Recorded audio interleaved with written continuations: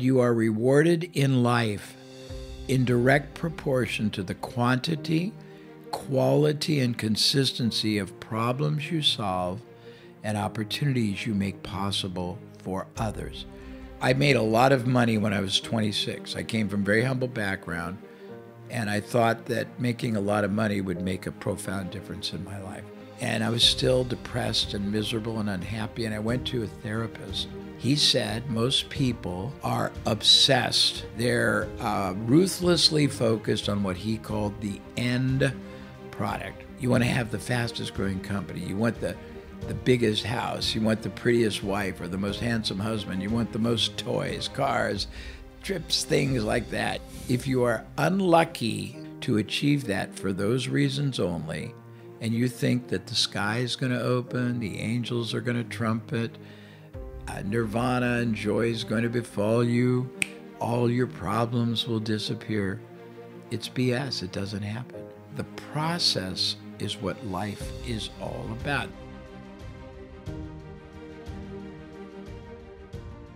Jay Avram, welcome to the Biology of Winners podcast. It's my pleasure. Thank you for inviting me. What a privilege. Wow, listen, you've been a huge part of my growth. I don't know if you know, at the age of 27, I was a footballer, professional footballer, and bad accident, really. I tore my Achilles, and my career basically was over. And I was searching for solutions for what I'm doing with my life. And, you know, back then I was listening to Tony Robbins for a few years. And then it was his first CD. I believe it was Power Talk. It was called Power Talk, yes, a long time ago.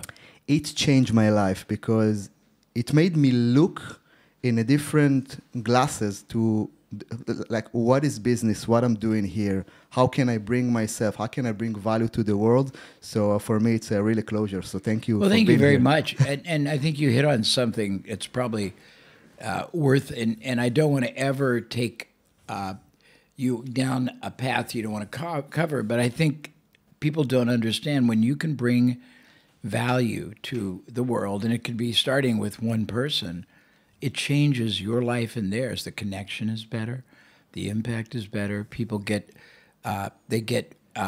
directed to a better path, higher achievement, higher contribution. Very interesting. Wow, and you're known as the genius of marketing, really, and you know it was always like that. Like you always had this winning mentality.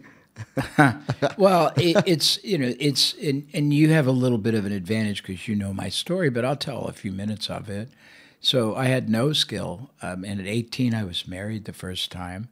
I had 2 children at 20, and nobody really cared, including people that didn't want to give me a job. And the only opportunities I found were with entrepreneurs who were very interesting, but they wouldn't pay me a salary. I just got a share of any kind of revenue I could generate. In the States, we call that eat what you kill. It's a gross way of saying it, but it means if you generate revenue, you get some. If you don't, you don't. And I always did many things at the same time. And fortunately, I was doing them in different industries. And after a while, I was not that skilled, but I realized just through observation and contemplation and just seeing some realities others didn't, that most people in an industry don't understand how other industries operate, how they sell, market, their belief systems. And you could take a lot of those other industry common approaches, introduce them into industries that had never been exposed, and they were higher, better, more powerful, more profitable, and I'll use a word that may or may not be clear, but more preemptive, meaning they would stand out and perform at a better way.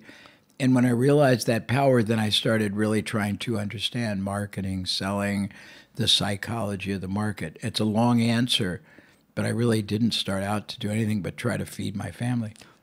Wow. Can you remember? Can you take us back to the first business you worked with? You remember well, that? Yeah. Well, I can take you before that.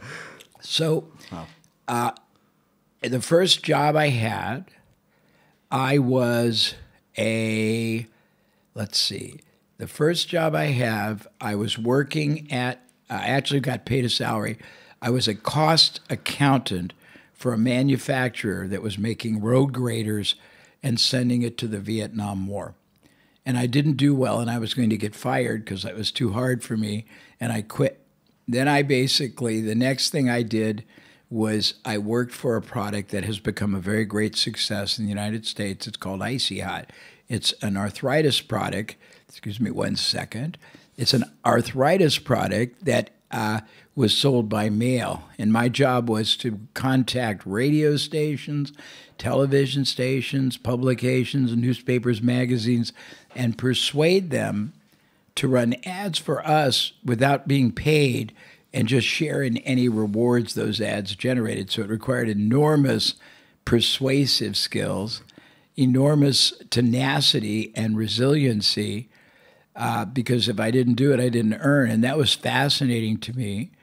And then my next job was trying to sell memberships to the I lived in Indianapolis, Indiana, the Indiana Restaurant and Meat Packers Association.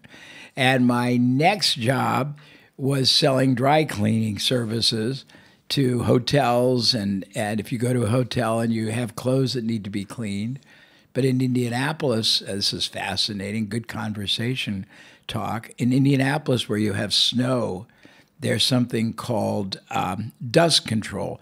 They use salt to melt ice.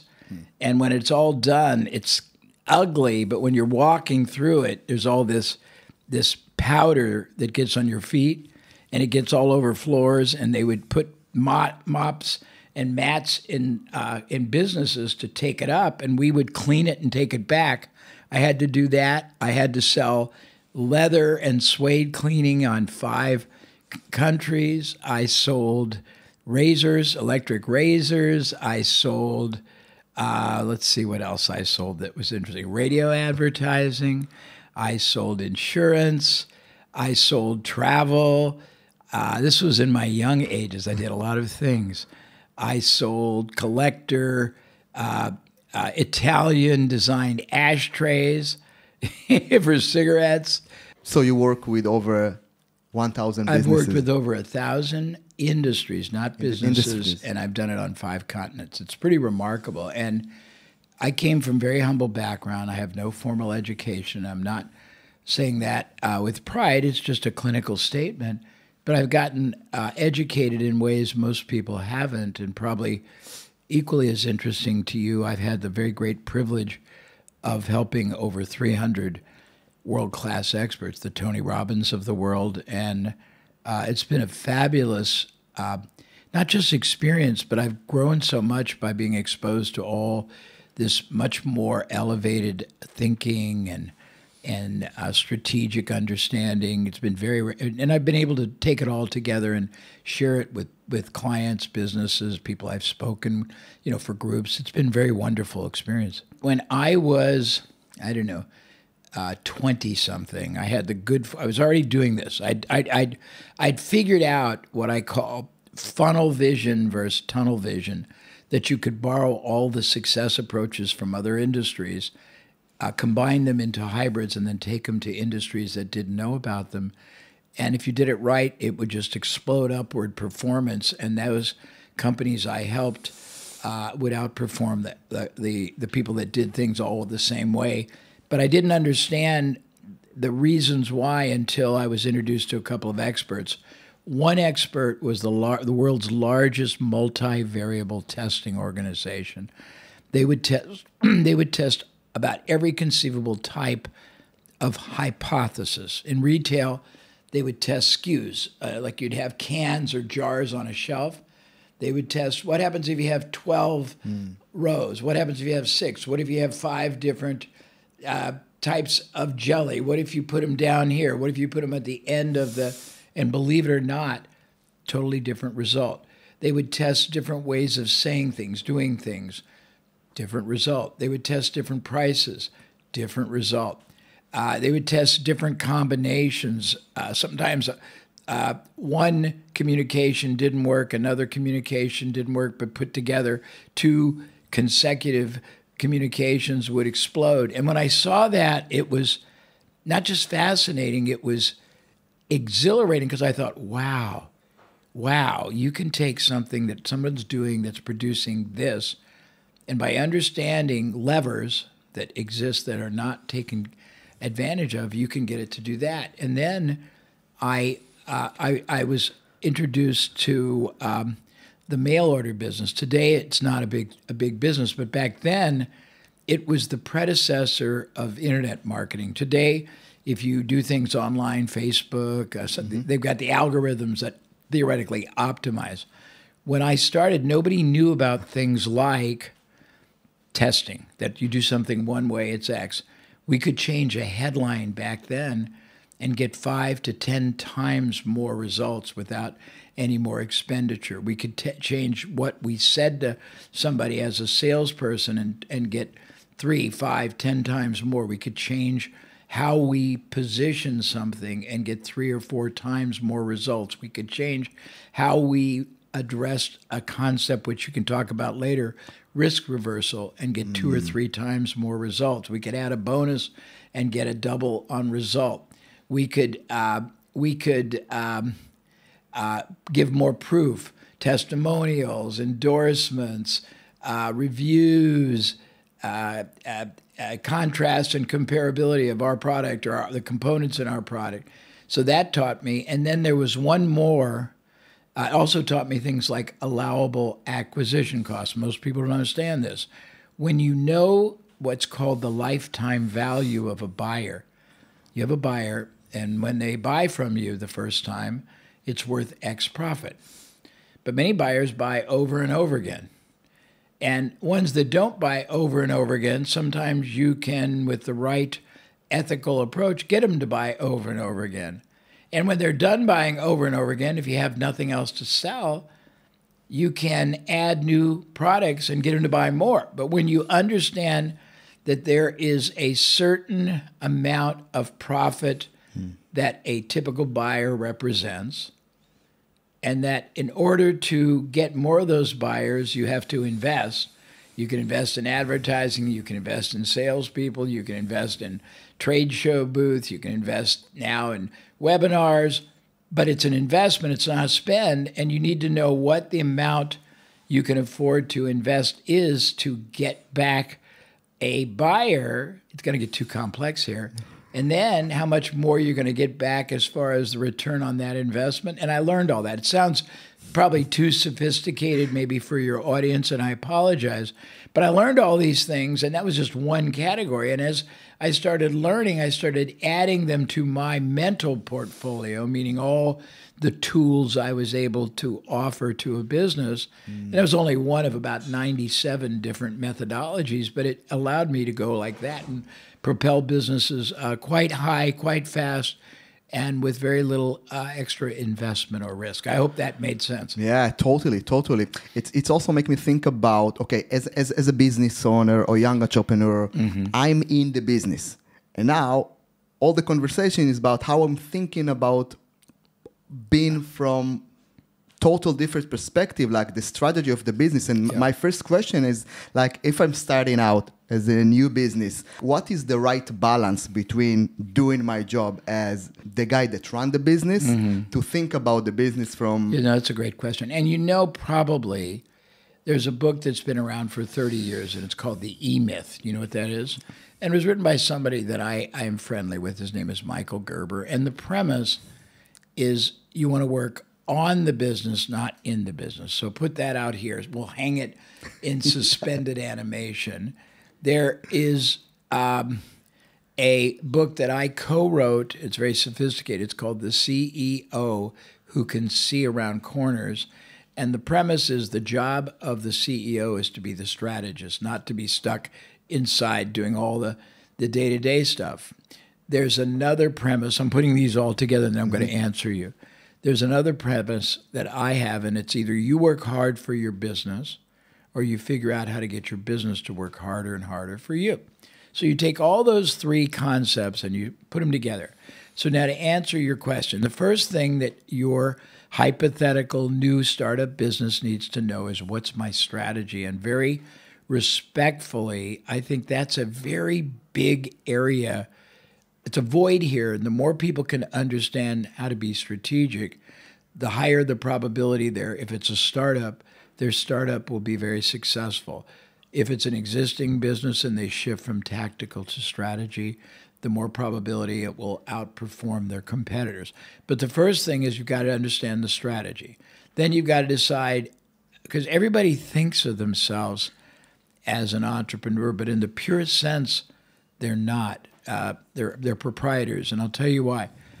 A proprietor is somebody in business that's basically sort of opportunistically takes advantage of commerce. Maybe you're going to open up a delicatessen, a deli, and you find a place where there's a lot of restaurants and you stick yours there just to take advantage of the people that come, but there's nothing distinctive. It's not great food, not bad food, not great experience, not bad experience, nice people, but not profoundly memorable people. A real entrepreneur is somebody who creates both unique and perceivable superior value that is recognized and desired by the marketplace just from them. And secondly, where possible, they create an enormously memorable and meaningful experience that is sustainable. Very different. So I'm saying that because if you really want to, we're hypothetically starting a business from scratch. First thing is, if you do it all yourself, there's a concept called optimize, and the opposite of optimize is sub-optimize. So you've got to decide highest and best use. It's a very simple theory.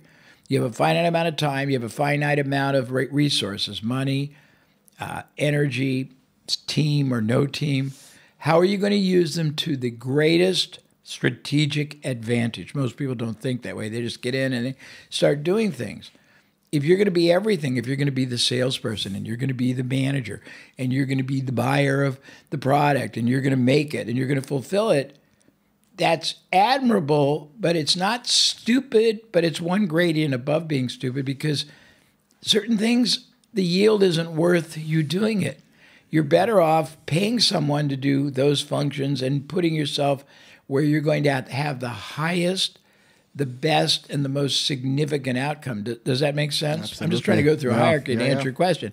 The next thing is you better know, and this is very troubling. I don't know if I said this yesterday. I was interviewed by, what's the big financial newspaper? Calcalist? Yes. They interviewed me yesterday, and we were talking about the philosophy of a lot of businesses here.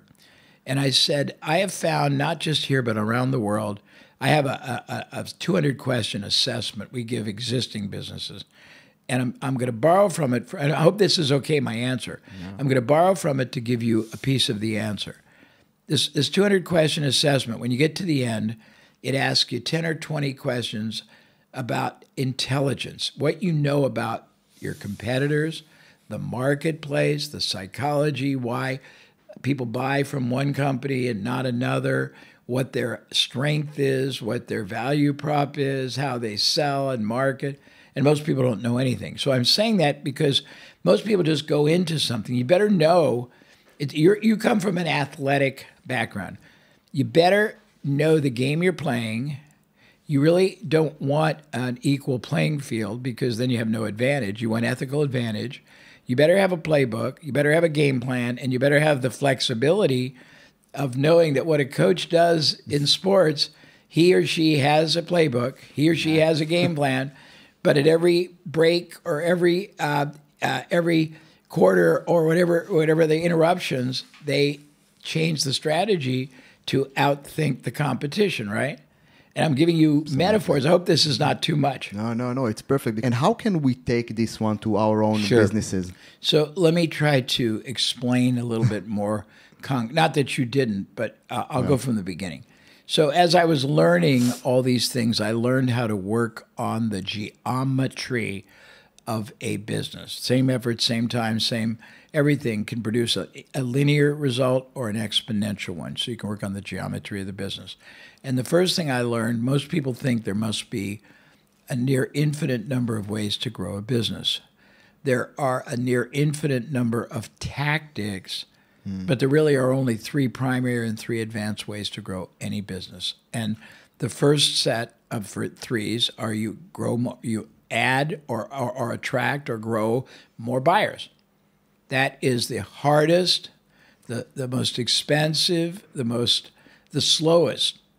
The second is every time they do a transaction with you, when they buy, you increase ethically. Operative word is ethically. It's always got to be more value to them. The size of the transaction, and therefore the amount of profit that transaction brings to the business. The third approach is you increase the frequency or the utility. Frequency means how many more times they purchase in a period, a month, a year, a lifetime. Utility means if all you have to sell right now is one or two things, or one thing they buy over and over again, you ask, what else do they buy before, during, after, sometimes even instead, and we'll talk about that if you want later. Yes. And you either create, partner, source those other products because you've already got that buyer. You've expended an enormous amount of effort, time, and resources, capital, sales effort to get them in the first place. You've delivered whatever your product is. They trust you. They're going to buy these other products from other people. And sometimes they'll start a relationship with you before they buy the product or service that normally precedes it. But those are the concepts. And now, if you look at just those three ways, I'll give you the advanced three ways in a minute because I want to give you what you said. So if you just look at those three ways and you figure out, because most people don't even know how many buyers they have, they don't understand what the average unit of sale is every time those buyers purchase, and they don't know how often they buy something. Also, without getting too confusing, people don't understand that all types of buyers aren't worth the same to the business. All sources of buyers aren't worth the same. And even all types of buyers aren't worth the same if they came from different ads. So that's another story. But we have a model that I think I talked about yesterday when you were there, but I'll try to articulate it. So we have a hypothetical business that has 1,000 buyers right now, and the average buyer spends $100. We're talking, I'm too hard to convert in shekels and do this back and forth. Okay. So 1,000 buyers buying $100, and they buy on average 2 times a year. So the business does 1,000 times 100 times 2.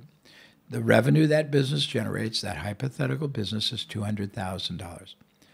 And then we show if you only increased all three of those categories 10%. And I must say that it's really easy to do because very, very few people know how to even begin to optimize any of those three categories. They don't understand there's 30 ways to increase more buyers, and most people only do one thing. There's about 18 ways to increase ethically the size of the transaction, and most people do no things. There's 10 or 15 ways that are ethical to get people to buy more or buy different things, and most people do no things. So we show that if you just increased those numbers by 10%, across, we call it the board, all three. 1,000 becomes 1,100 buyers. $100 becomes 110. 2 becomes 2.2. It's only 10%.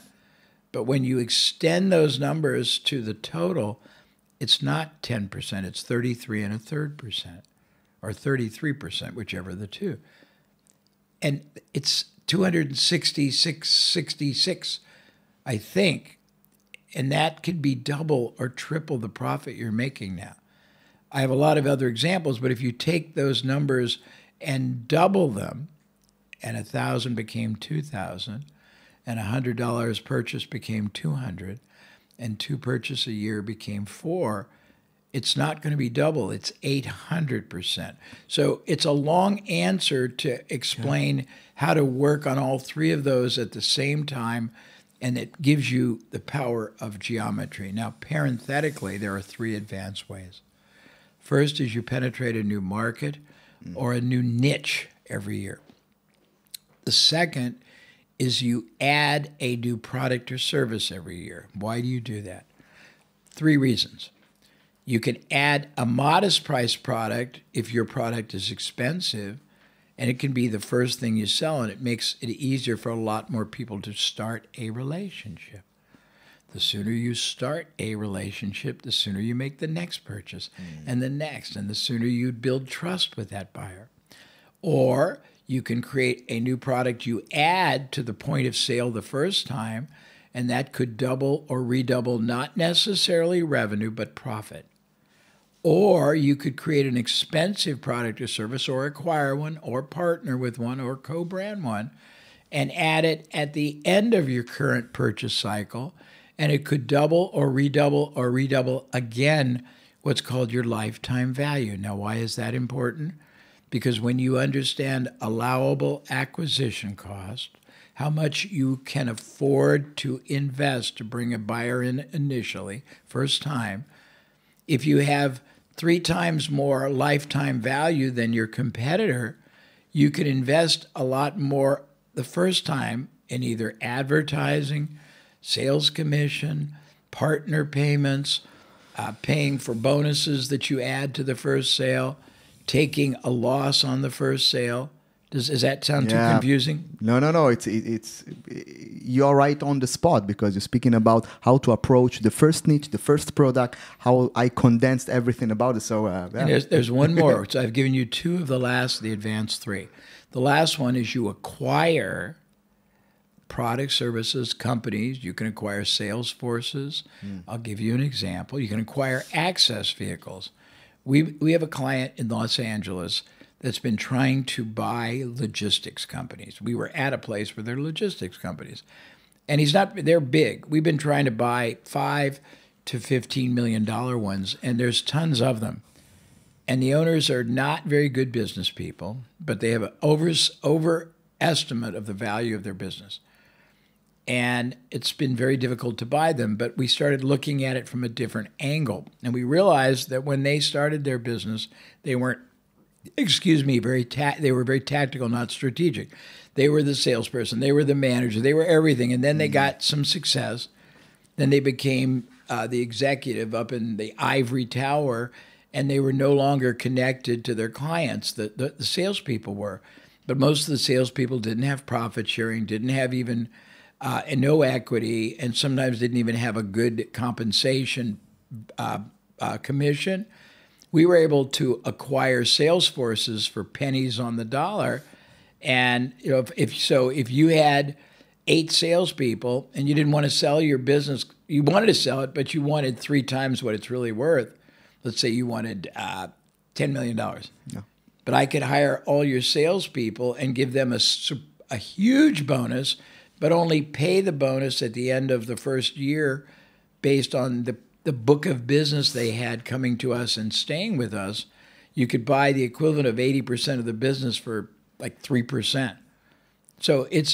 And an access vehicle means like this. If I had a business that wanted your audience, I might buy your podcast. I might keep you, or I might have you end up having me be the host. Then, because you have a certain thing you sell, and it's your training and your coaching, but maybe I wanted to sell something much more lucrative and expensive, I might spend a lot more money promoting your podcast because it would feed my business. So you can buy podcasts, you can buy discussion groups, you can buy URLs, you can buy what people buy before your product. Does that make sense? Absolutely. So what you're basically saying, if it makes sense, instead of thinking about and working hard about how to develop your business, you can open your eyes, right? And see where there are people who have your audience, maybe you have your clients, and then partner with them. Yeah, and you could buy, it could be a strategic, as you say.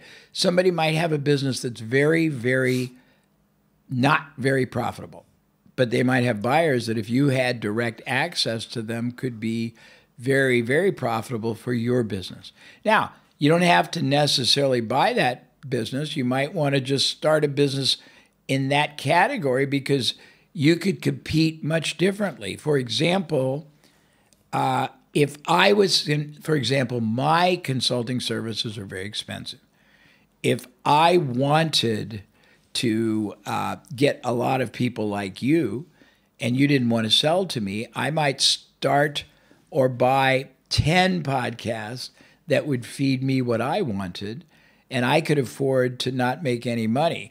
You might make money with this with advertisers. You might make money with this with your services. I might say, I don't care about anything else. I just want to get people to know Jay Abraham is great, and I want the 3% of those people who are worth millions of dollars to me. So does that make sense? Yeah, absolutely. So it's a much more elevated and strategic way of thinking about everything. There's a lot more, and I hope I haven't been too confusing. No, we are good. It's it's bringing me to maybe a question because most of the information is about what to do, and you're speaking about how to think, and maybe we can take it even deeper about what's happening in your mentality because. As a business owner, young entrepreneur, or maybe it might be an advanced one, you need to do things in order to get results. And now Jay Abrams sitting with me and telling me, listen, Nathan, you have to do different things. Most of them might not work. And my question is, how did you build this self-esteem and inner strength to do many things that I believe many of them didn't work as you wanted? Like, how can I build this winning mentality regardless of the results? Because I want to beat my best and get results. And it's like in sport, right? You are good as your last game, and also in business. Yes, that's good. So that's a great question. I don't think I've been asked that way for maybe never. Let me try to answer, but this will be the first time, so it might be a little fragmented. So the first thing is I saw a lot more possibilities. And seeing those possibilities caused me to be on a mission or a crusade in behalf of the entrepreneurs I wanted to help. I saw all these entrepreneurs that worked so hard, and many of them were trying to add unique and meaningful additional value than their competitors, but they didn't know how. And they were just working harder. We call that grit. Grit is just working harder. They were not working strategic. They didn't have a clue. They didn't understand how much more was possible from the time they were spending, the effort they were making, the money they were investing, the opportunities that they were not taking fullest advantage of, advertising, salespeople, everything. And I was on a mission to help them because I felt like if they added more value than their competitors, that everybody in their market deserved to be introduced to them because they would be benefited more. Not because my client would make more, they would be benefited first more. And then somebody who I helped early in my career made 2 points to me. He said, you are rewarded in life in direct proportion to the quantity, quality, and consistency of problems you solve and opportunities you make possible for others. He also said, you can lose your money, and if you keep your integrity, somebody will always back you. But if you keep your money and sell out your integrity, you'll never get your integrity back. So those sort of drove me. But then I realized it wasn't about me. It was about me helping you so that you could help more of your listeners and viewers be more successful. And so I was not as concerned with me. That's one thing. Second, I had the good fortune early in my career to be befriended by a 3-time Super Bowl quarterback who had played and lost every game in the Super Bowl in front of hundreds of millions of people. And he was in business, and he had a public company that blew up the wrong way, went bad. And he wrote a book that failure is not permanent. It's all here. The next thing that I did, somebody taught me that failure isn't even a real concept as long as you learn from it what not to do or how to do something different. It's a learning experience. And I'll give you an example. When I was young, I lived in Indianapolis, Indiana, and at Hanukkah time, I'm Jewish, Orthodox born, my mother would give us these toy robots that were programmed. If they walked into a wall, they would turn like 25% and go the other way. I could, if the room isn't seen by your viewers, where I'm facing a wall and a window. You can't, well, you could get out the window, but you can't get out at ground level. There's a door here. we could put that robot there, and it could turn there, and it would turn, there, turn there, turn, it would end it out the window or out the door here.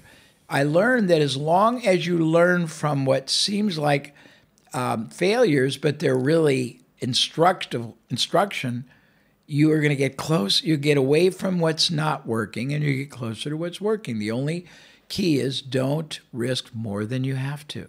Most people don't realize you can validate or invalidate a number of assumptions, possibilities, business models to some degree relatively inexpensively before you have to go all in. And most people just go all in.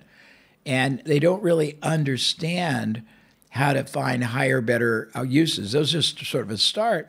And then I always learn from everything I did. I'm hopelessly curious, and I have tried a lot of things, and a lot of things didn't work. But they didn't work in terms of the experiment. So if you think about a tech company, you think about a pharmaceutical company, they all do R&D, but we don't understand that R&D relates to every business. R&D is not just if you got a biotech or life science or a pharma. R&D means trying different business models, sales approaches, ads. R&D means learning what other ways to manage. R&D means how to work on what you do, the discipline of a higher performing mindset. I don't know if that's a good answer. Wow, I love that. I wish I would start a conversation on that because it's huge, because this is how you think. And what make me ask them maybe the next question, how can I avoid this perfectionist mindset that everything might work on first place, on one time? I'll give you a couple of answers. First of all, and please take this right, it's not me being rude. It is arrogant and ignorant to think of yourself as omnipotent. We are flawed human beings. We are imperfect. So if that's the case, then there's no way you should be expected to be great at everything and maybe not anything. You should experiment. That's the first thing. The second thing is there is research galore that if you need to commit to what's called knowledge asymmetry. Sounds very sophisticated. What it really means is if I understand things, more things, broader things, deeper things, at a level you don't, and I know how to implement, act, and execute. I just don't, not just knowing them intellectually and doing nothing with them. If I have knowledge you don't and I act on it, I have an advantage. And if you think about it in business, in life, in relationships, whether you like it or not, what you really want all the time is to command an absolute superior ethical advantage over the other side, don't you? If you think about it, I always analogize business and life to, like, in the courts, they have the scales of justice. I don't know if you have them here. And if this is you and this is the other side, you want all the weight ethically in your advantage. And let's talk about a little variation. You're not asking it, but it's always fascinating to me. In business, I'll observe people because we teach that you want to have irresistible offers, unbeatable propositions. You want to have absolute advantage. And when I teach that, everyone goes, well, I don't know. And I say, well, let me ask you this. What is the opposite? The opposite is resistible offers, beatable propositions, and disadvantage, isn't it? Absolutely. And you also have to understand the power of quantum physics, because whether you acknowledge it or not, it's true. You either expand or you contract, you grow or you die, you multiply or you diminish. And that applies to everything, but my skill, my advantage, my power, if you want to talk about it, is I understand a lot more things than anybody watching me. I'm not saying it arrogant. It's true. I've spent 120,000 hours on it.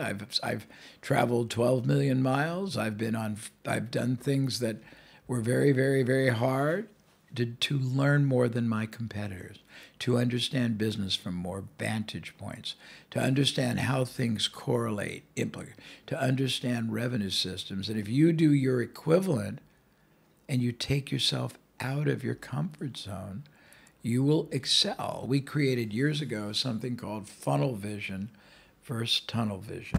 Oops, pardon me. It's all about learning as much as you can from everywhere you can, learning what other businesses do, other industries do. It's trying to understand everything so that you have knowledge asymmetry. You have advantage. I hope it's not too confusing. Yeah. Jay, can you remember your first biggest failure and the learning and the lesson that you got from there? I do. So I did this product in Indianapolis called Icy Hot. We grew from $18,000 startup to tens of millions of dollars very quickly. The company was sold to a very large pharmaceutical company, and we all got bonuses. I didn't own the business. And a company in Texas came to me and said, we want to do the same thing with a different product. And I diluted myself to believe I was more important to the business than I was. And I also didn't verify that that company had a lot of capital. I thought they did. And I thought they had a long-term commitment. And they brought me to Texas, where they were, and they gave me an office, and they expected me to know everything about it. And in truth, all I was doing for the company, which was the previous company that sold for so much, which I was good at. I was good at selling, marketing, setting up all the relationships and the profits. I wasn't good at managing. I wasn't good at buying. I wasn't good at operations. And I failed, and they left me owing tons of money. I had to leave the state. The only job I could get was driving 3 states away every morning and staying overnight all week and being away from my family and having to live in a horrible one little place that was, and I had only enough money to buy a jar of peanut butter for not just lunch and breakfast, my whole meal of the day. And it taught me lots of lessons. I mean, I could spend more time talking about my failures than my successes, but they were not permanent, and there were lessons learned.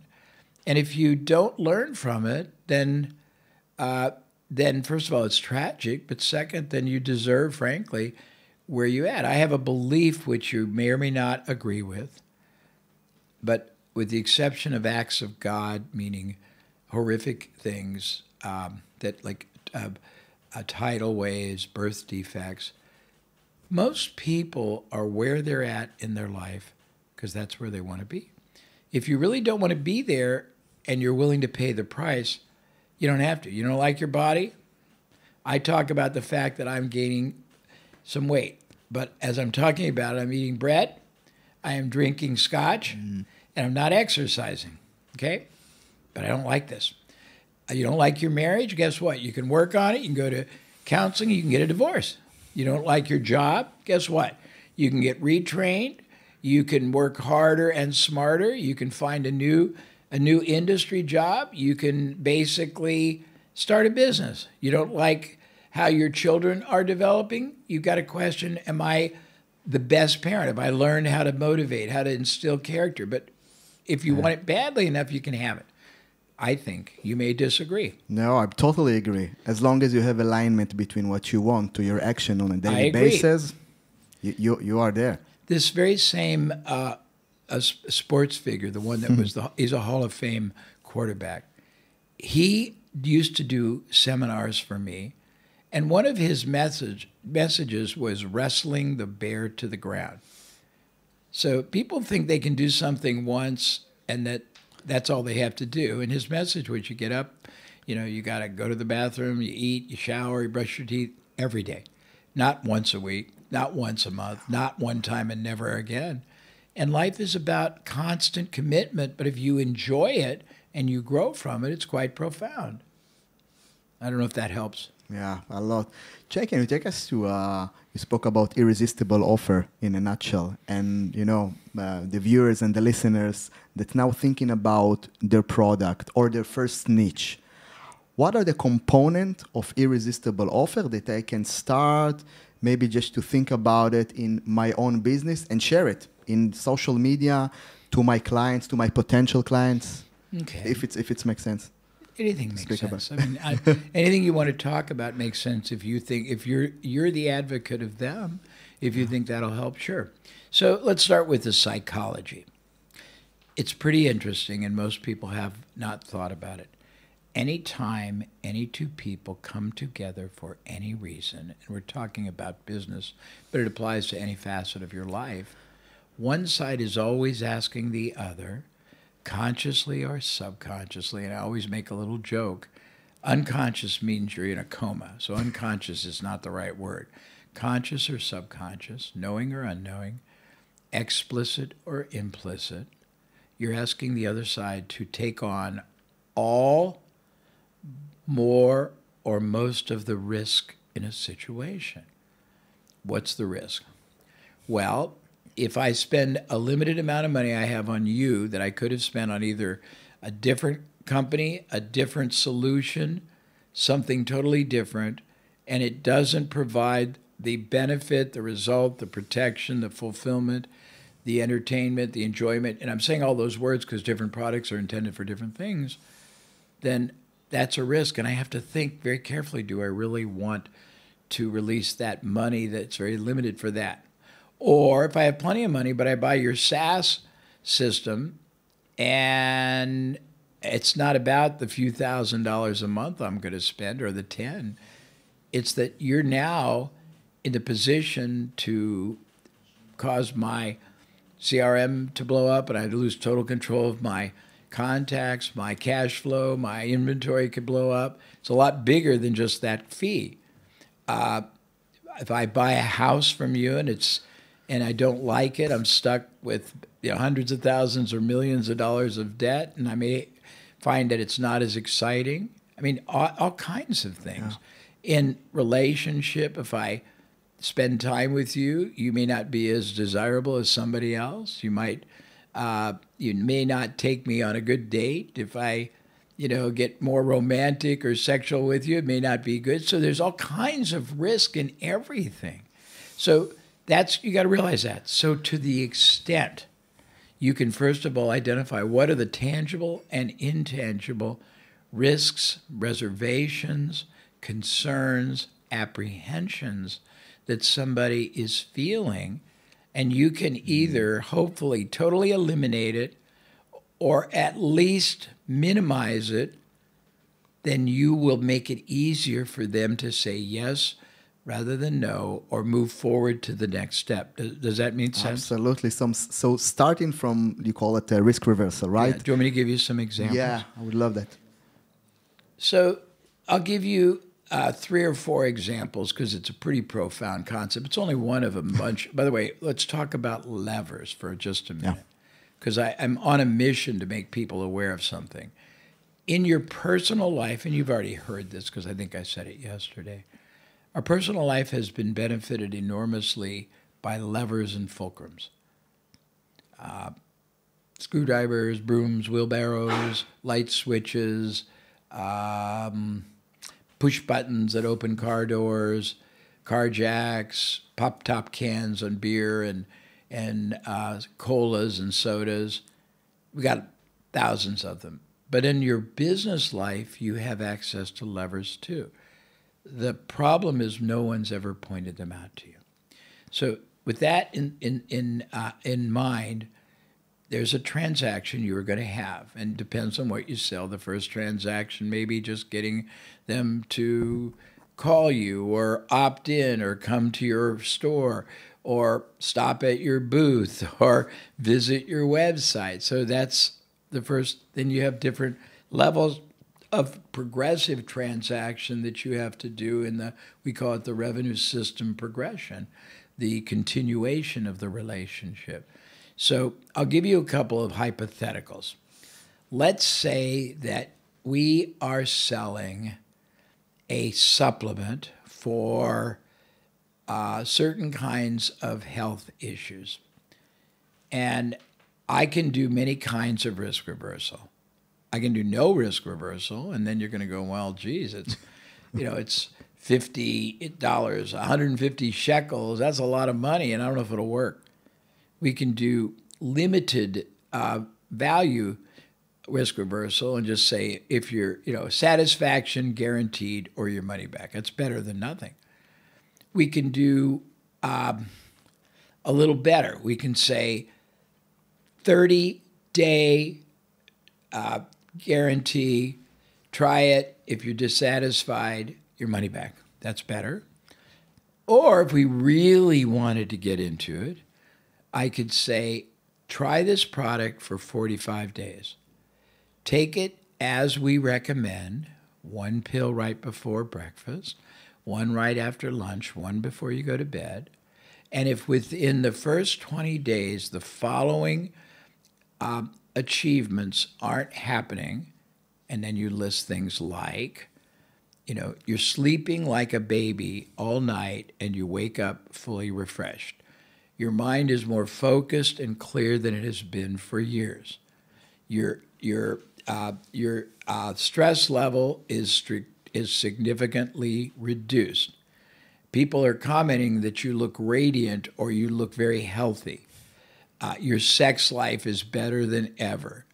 You are seeing in your life things you never did, and they're exciting to you. You are happier. You feel healthier.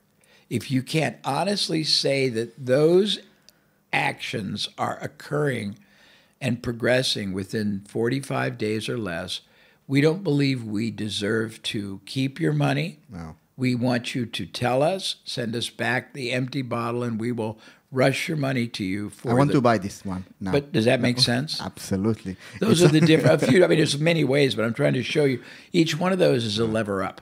Wow.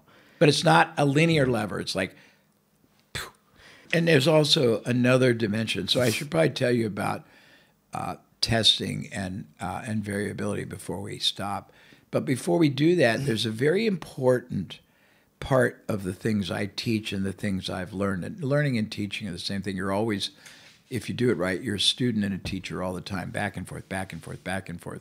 When I'm done with this interview and I'm going to another appointment, I'll think about what I learned from you, how you are a gracious host. You don't know this. We came. He has a better selection of breakfasts and juices than about anybody who've hosted us except one, and she happens to be here in this room. He is gracious. He started off by telling me his story and how I and some of my colleagues influenced him. He was very gracious, and I'm going to reflect on whether I'm the same way in my conduct, because maybe I'm not. You learn from every experience if you take the time to reflect. Very, very important. But one of the things I was going to say is if you want to have great advantage, I don't have time to get deep into preeminence, which is something that I teach, but you want to take people into the future and show them how their life will be enhanced or improved or enriched by your product or service or company and people. I'll use the word deployed in their life. So we're talking about that supplement. I took you into the future pacing. I could have taken you, 6 months forward, a year forward, the rest of your life forward. Very important distinction. There are the latest research about the future self psychology speaks exactly about that. It's like the relationship you need to build with yourself, your current self to your future self. Oh, that's interesting. I like that. Yeah, it's got lots of derivatives. And the first thing is realize it's real. People don't have the wherewithal right now to see how their life will change. The more you dimensionalize it, you show them, not just better life, but you show them what's going to happen when they wake up, when they go to sleep, all the time, how their body's going to feel, how their business is going to perform. If you're doing sales training, how your salespeople are going to now get more appointments. They're going to be positively embraced. People are going to be more attentive. They're not going to looking at their phones. They're going to be inclined to buy faster and larger because of the credibility and the belief. And you take them into the future to see what's going to happen differently. Wow, Jay, this is really, really awesome. And maybe just before we start to wrap it up, how did you really take care or took care to your mental health, to your mental well-being.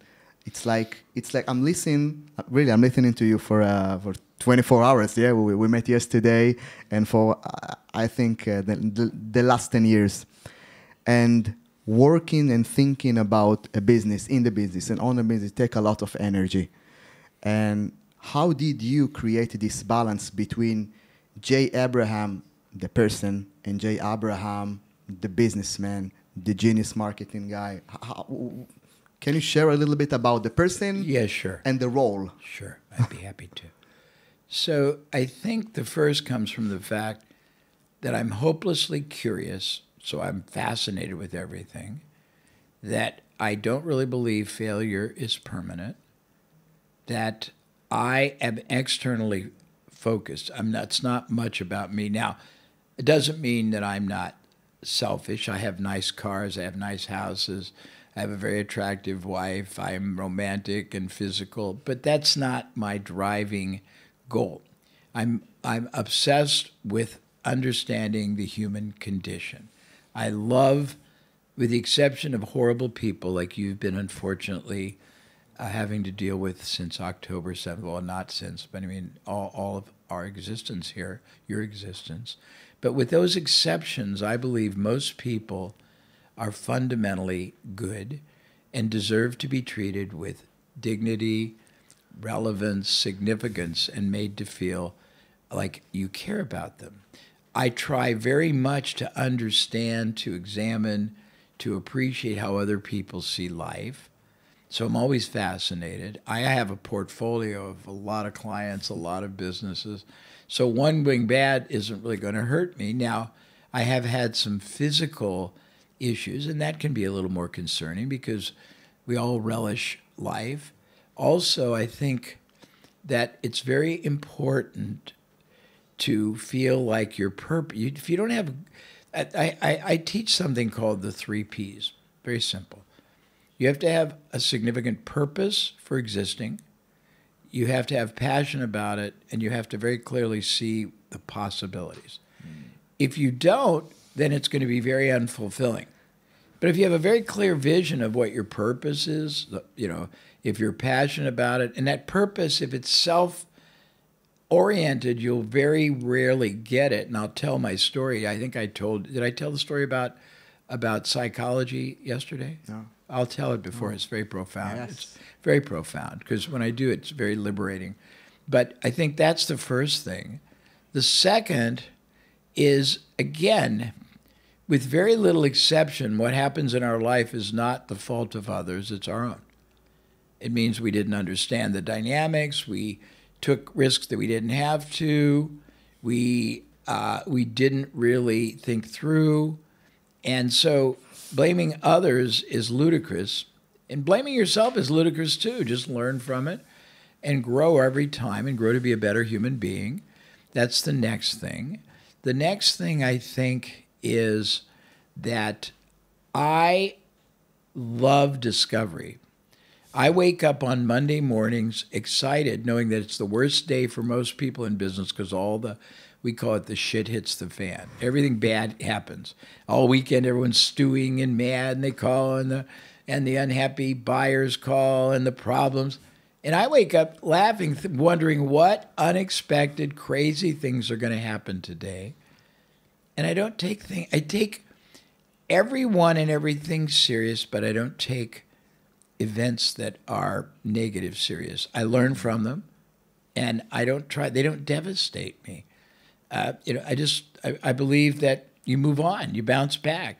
You either are a victim in life or a victor. And it has nothing to do with what's happened. It has to do with what you're going to do about it.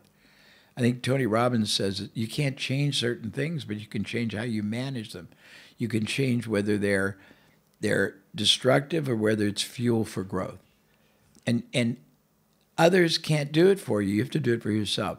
I'll tell you, I don't know how much more time you have, but I think if I leave with a couple of really profound insights that occurred in my life, it might have benefit to your audience. So I was lucky, and I was always lucky, but unfortunate in one area. I made a lot of money when I was 26. I came from a very humble background, and I thought that making a lot of money would make a profound difference in my life. And I was making just millions and millions of dollars when I was 27. And I came from a place where we had almost nothing, very basic house, very little of any money for anything. And so I was really driven to achieve. So when I started making money, I thought it was going to really change my life. And I was still depressed and miserable and unhappy. And I went to a therapist, and they were trying to help me. But about the time we'd get a little bit into understanding and trying to solve and resolve my let's call it my skewed perspective on life. But I knew it was skewed, but I didn't know why. Or I didn't even know what it was seeming like, because I was too close. They'd go, "Oh, your 50 minutes are over. We'll continue it next week." Like we call it a cliffhanger. You know what a cliffhanger is? When you have an episodic series like Fauda, and then something's happening to the guy, and you don't know till next week what's going to happen. And I was really frustrated, but I worked through my depression. 10 years later, I had a setback. I bounced back big, and I was still unhappy. Went to another therapist. 50 minutes, your time's up. Very frustrating, but I worked through it. At 60, and I'm older than 60, I had one more. So this time I bought the therapist for a whole week. I had him for 40 to 50 hours a week. I just wrote him a check. And if I couldn't come, I would send any one of my friends who would never go to therapy, and he'd laugh his ass off. It was pretty funny. Excuse me if I'm being vulgar. And then I'd go and I'd talk for hours. And I got something out of it that profoundly reshaped, redirected, liberated my whole psyche, belief system. And I'll tell you what it is. He said most people are obsessed. They're ruthlessly focused on what he called the end product. You want to have the fastest growing company. You want the biggest house. You want the prettiest wife or the most handsome husband. You want the most toys, cars, trips, things like that. You want the most stature. If you are unlucky enough to achieve that for those reasons only, and you think that the sky is going to open, the angels are going to trumpet, nirvana and joy is going to befall you, all your problems will disappear, it's BS. It doesn't happen. You just get bigger problems, more complexities. You're driven to more things. Nothing wrong with ambition, nothing wrong with aspiration, nothing wrong with achievement. There is a lot wrong with wanting it for one reason only. He said, and it changed my life, the process is what life is all about. And this comes to the answer to your question. This conversation is as good as it gets. You know, if I can talk, you have a very nice assistant out there. I don't know if she speaks English. If she did, it would be nice to sit down, not shake her hand, just sit down and talk to her. I find it exhilarating to interact with anybody at any part of the continuum. I don't care their relative stature. I don't care their wealth. I mean, I like interesting, prosperous people, but I don't think people who have money just for that purpose are that interested. I'll talk to everybody, and I'll tell a story. I told it yesterday. It's pretty profound. When I learned this, and I started traveling all over, when I would go to Asia particularly, because I'm not being discriminatory, but a lot of Asians they don't evoke a lot of emotion. Doesn't mean they're not super bright, not a lot of going on, but they don't evoke a lot of emotion. I would travel all over, Japan, China, Singapore, Vietnam, and I would basically get to go on very, very, very nice airlines, Singapore Airlines, and I like good liquor, so I would drink good liquor. And so first day I was there, I was hungover, and so I would stay in my room, and I would hydrate. I'd drink a lot of water and lay in bed and sleep. But the next day I'd go down to the lobby and I'd sit for 4 hours and I would smile at people till they smiled back. Wow.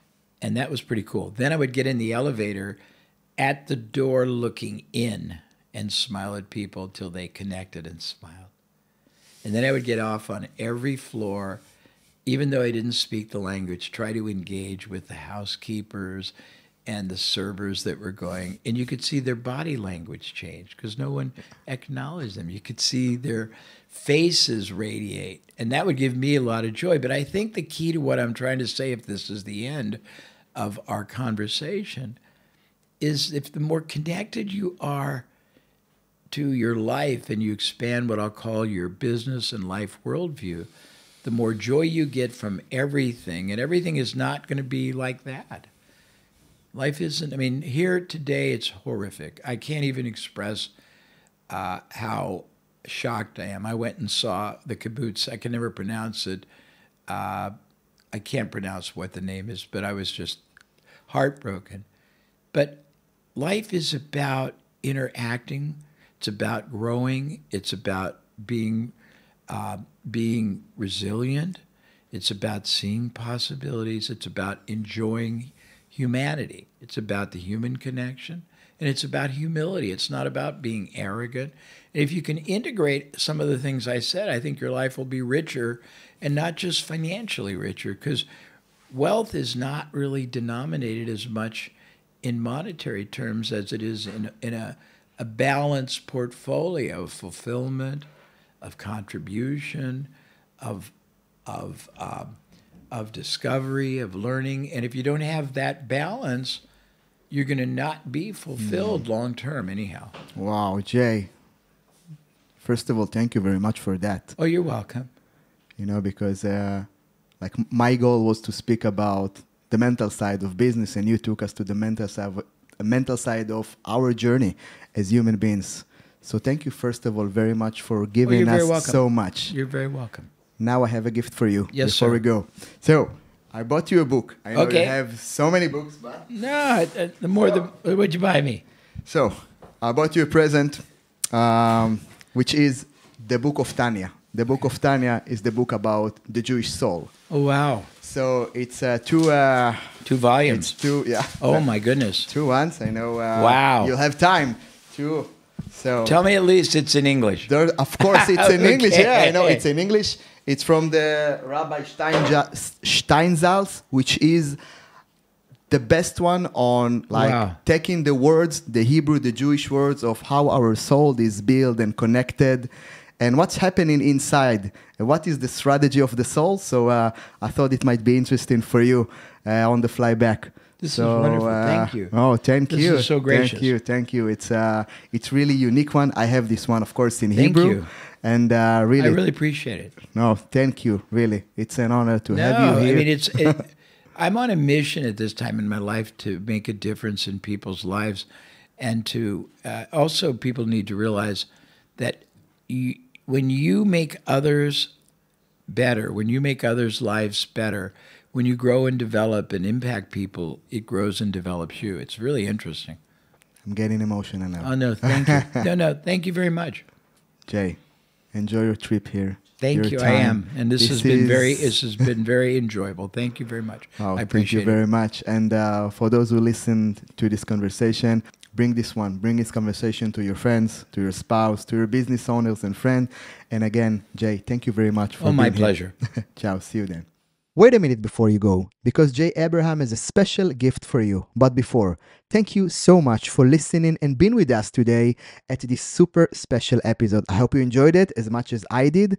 And after helping 10,000 businesses in more than 1,000 different industries achieve unprecedented results, and after mentoring world-class leaders like Tony Robbins and Daymond John, Jay wants to help you to start achieving the same business successes they have.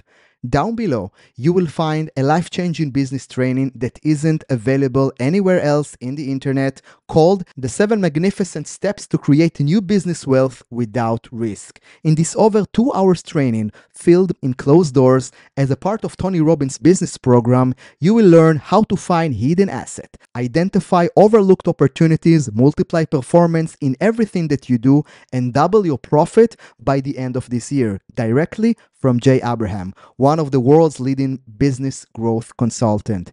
In this video, you will also learn the 3 ways to grow your business exponentially, 1 strategy to make your competitors irrelevant, and how to make your business work harder for you instead of you working hard for your business. Register here for free access to the full training and take advantage on this opportunity to learn from one of the greatest minds in the business field and start creating new business wealth without risk. Enjoy.